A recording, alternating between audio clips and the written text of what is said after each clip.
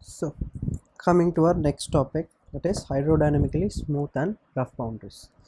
Before knowing what hydrodynamically smooth and rough boundaries are, we should first learn how they are differentiated. To learn that, there is another concept that you people have to learn, that is boundary layer concept. See, let us consider a flat plate. Okay, plate, and there is flow happening over this flat plate. Flow comes from some particular point and it flows through. The length of the flat plate is, say, L, whatever it is you consider. So now what happens is, the moment the flow enters the pipe, enters the plate from here, what happens is, at the bottom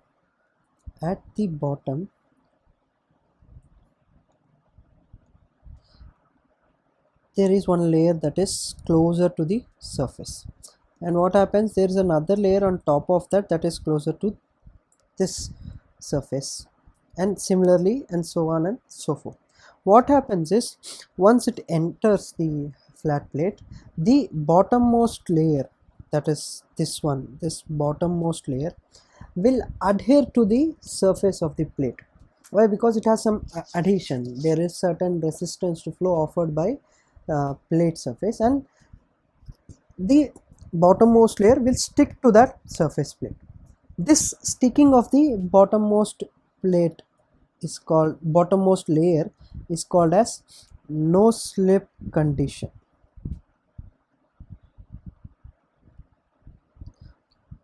What do we mean by no slip condition is, see, if the plate, whatever the velocity of the plate is, that will be the velocity of the layer that is attaching to it, which means if the plate is going with the velocity, say, v, that is equals to 20 meters per second, then this bottommost layer, no, this will also have the same velocity as this.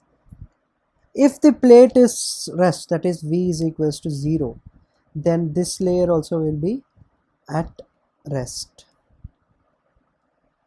That is the meaning of this no slip condition. Now we've derived what is no slip condition. Now let's go to boundary layer. See, what happens is, since this surface of the plate offers some resistance to this fluid, the same way this layer offers some resistance to this layer. This layer will offer some resistance to this layer. This layer will offer some resistance to this layer. Now if we consider that the flow is happening with a velocity v meters per second, okay, it means the average velocity of the flow is v. I mean, on a whole, if you take, the velocity of the fluid is v. But since now we defined that at the bottommost layer the velocity is 0, the bottommost velocity layer's velocity is 0, which means for a particular length from the surface, let's say this much height, the velocity varies from 0 to v. Right, so if you take this, here the velocity is v only, but here we said it is 0, which means in this particular distance velocity changes from 0 to v. Right, this particular distance over which the velocity changes from 0 to free stream velocity. Free stream velocity is the velocity of the fluid, average velocity of fluid. This distance is called as boundary layer. So what can we say as boundary layer? Layer where resistance is offered in a high magnitude due to high velocity gradient. So this I'll explain to you now. Boundary layer, or the boundary layer thickness, is the distance from the boundary where velocity changes from 0 to free stream velocity. This is the expression we are getting in definition we are getting in terms of numerical value. This is the conceptual definition of boundary layer. Now, what do I mean by high velocity gradient? See, we know that for a particular distance in the boundary layer, the velocity varies from 0 to v. 0 to, say, let's say v is 20 meters per second. But we know that that distance is very small. This means for 0.0001 meter, velocity changes from 0 to 20. That is, change of velocity is 20, whereas change of distance is 0.0001. Now what will happen if you divide 20 by 0.0001? This is 1 into 10 to the power minus 4, that is 2 into 10 power 5 is the velocity. 2 into 10 power 5 is what? 2 lakhs, right? If velocity changes just 20 meters per second for 0.0001 meters, then the velocity gradient is 2 lakhs. That is, velocity gradient means dou v by dou y is very high in this boundary layer region. What happens if velocity gradient is high? What is the formula for shear stress? Shear stress tau is equals to mu dou v by dou y. Since if dou v by dou y is very high, tau also will be very high. Tau here is the measure of resistance offered to the flow via viscosity. Now let's say the viscosity of the fluid is very low, mu is 0.01, even though the shear stress will be high. Why? Because here dou v by dou y is very high, which means even if mu is low, shear stress will be high. Why? Because this is high. Okay, that is the significance of boundary layer. At that particular layer, there will be higher resistance even though the viscosity of the fluid is very much low. Okay, now let's go into the profile of velocity in these both flows, laminar and turbulent.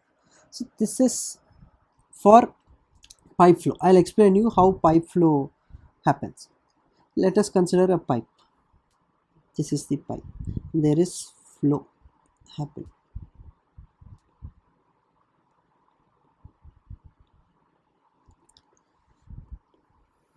This is the center line. Now what happens is, the moment flow enters this entrance, there will be boundary layer formed. Boundary layer will keep on increasing. It will keep on increasing. It will keep on increasing. Keep on increasing, and it reaches here. This will also, from starting, it will take. In pipe flow, if the length of the pipe is infinity, this is a very long pipe and there is no restriction to flow in the vertical direction also, then the boundary layer, it can increase and keep on increasing. But boundary layer is a resistance offered. In the initial stages, there is only little surface which offers some resistance. But as you go towards the plate, there will be more and more of plate surface. There will be more and more of additional fluid layers that will offer resistance to you, which means the boundary layer thickness will keep on increasing. The same way in pipe flow also, it will keep on increasing, but there is a limit for its increase. See, here in pipe flow, boundary layer happens from both the sides because there are two boundaries here. Unlike in flow or plate, there is only one boundary there. Here there are two boundaries, which means simultaneously two boundary layers start from top and bottom, and since they keep on increasing, at one point they converge, they reach an impasse, they just collide, and after that there is no increase in the boundary layer flow, no increase in the boundary layer thickness. After that, this value, what is this value? You can see center to, this is R, center to the wall distance. So which means the delta maximum, the maximum thickness of boundary layer in a pipe flow is R. R here is radius. This is for pipe flow. Why this boundary layer is important is, say there is resistance offered, okay, here there is, in this particular region where there is boundary layer, there is higher resistance, here there is lower resistance, which means here the velocity and energy will be low, here the velocity and energy will be high, which means there is difference, in velocity and energy values, which means the flow is not uniform. But what happens once boundary layer reaches its maximum value? After this, the whole thing can be considered as a single flow, uniform flow. We'll get a uniformity after boundary layer reaches the maximum value. That is the important significance of a boundary layer. It provides uniformity to the flow. Okay. Now, let's see this profiles which we are about to discuss. This is for a laminar boundary layer. See, in laminar boundary layer, as shown, it starts, it increases, it reaches a maximum value, and the same way from the bottom also it reaches a maximum value. After that, there is no increase in the boundary layer thickness, flow will be constant. So you can see the profile varies like this and like this and to this. This is the actual profile which we saw earlier in addition. After it reaches this section, that is AA, the velocity profile will be constant. Before that, the velocity profile will keep on changing. See, here it is a little bit flat, here it becomes more pointy, here it will completely point. Okay, now considering turbulent flow, initially when it enters the pipe, now there will be laminar boundary layer only, because there won't be so much amount of velocity fluctuations the moment it enters. We saw that a contraction inside the pipe, entrance losses, all those things, so the velocity and energy they get reduced, which means ultimately laminar boundary layer forms. But before this laminar boundary layer can reach its maximum value like this, turbulent boundary layer kicks in, turbulent boundary layer forms, and we all know turbulent boundary layer means turbulent flow is happening, which means there is more amount of mixing of fluid happening. What will happen when higher amount of fluid is mixed? Velocity will become even more uniform very fast, because see, it takes certain time for this to completely reach this point, whereas here it reaches faster and even closer to the entrance. That is why a turbulent boundary layer is very important for uniformity of flow. Here it may take some time and it may take some distance, here it will be very much less when compared to laminar. That is the importance of this turbulent boundary layer. And also, even if there is a turbulent boundary layer, even a laminar boundary layer, closer to the wall or the surface, there will be a particular layer called as laminar sublayer. Laminar sublayer is nothing. At the entrance, just like there was laminar boundary layer here, there will be a laminar flow layer here. After that, there will be turbulent boundary layer. That is how turbulent boundary layer actually kicks in. Till this place, there will be laminar boundary layer, and on top of that, there will be turbulent boundary layer. There will be laminar boundary layer, there will be on top of that, there will be turbulent boundary layer. This part is called as laminar sublayer. The significance of laminar sublayer we'll be dealing right now. So as you can see, delta is R here. The maximum value of delta is R.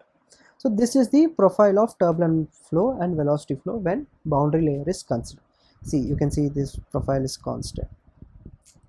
Now jumping into our main topic, that is hydrodynamically smooth and rough boundaries. See, we will consider two boundaries, two pipe surfaces. Both have irregularities on top of them. These are irregularities, roughness. There is some roughness. The pipe is not smooth. There is roughness over here also. The pipe is not smooth. See, generally what can we say about smooth and rough boundaries? If there is no irregularities on top of the surface, it is smooth. If there is some irregularities, some projections, it can be called as a rough boundary. But there is another way to differentiate them also, that we will be seeing right now. How is, see, let us consider K as the average height of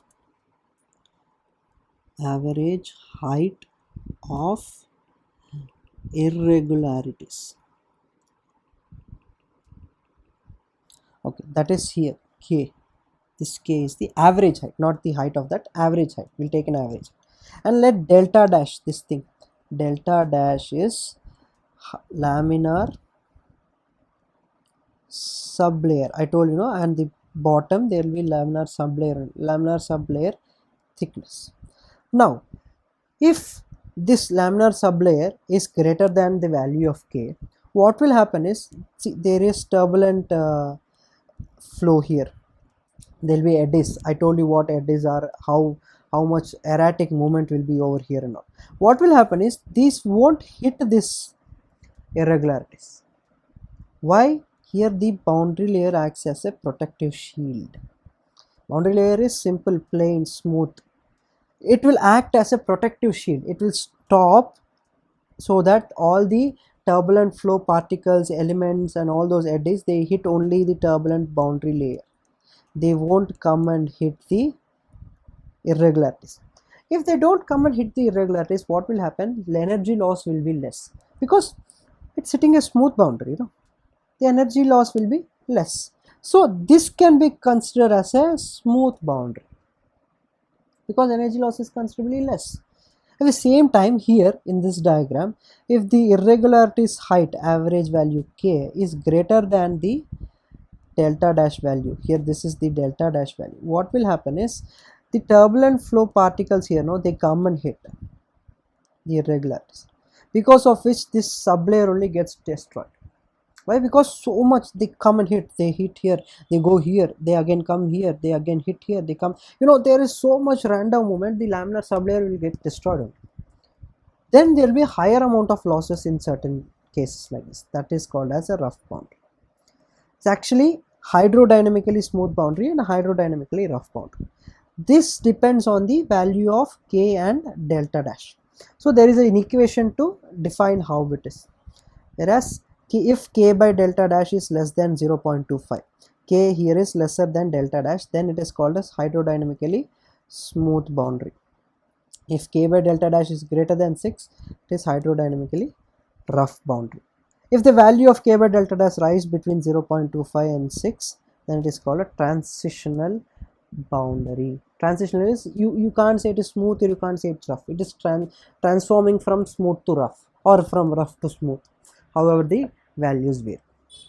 Okay, this is hydrodynamically smooth and rough boundaries. That is why in laminar flow we can see, even though there are irregularities, there will be no energy loss. Why? Because there is a boundary layer that protects the fluid particles from hitting the irregularities, hence protecting it from energy losses. So with this we have completed the unit number 4. So I already told in class there is another topic left, which I'll be giving it to you on assignment, and if time permits I'll explain it to you in class also, after you people all submit your assignment. Thank you.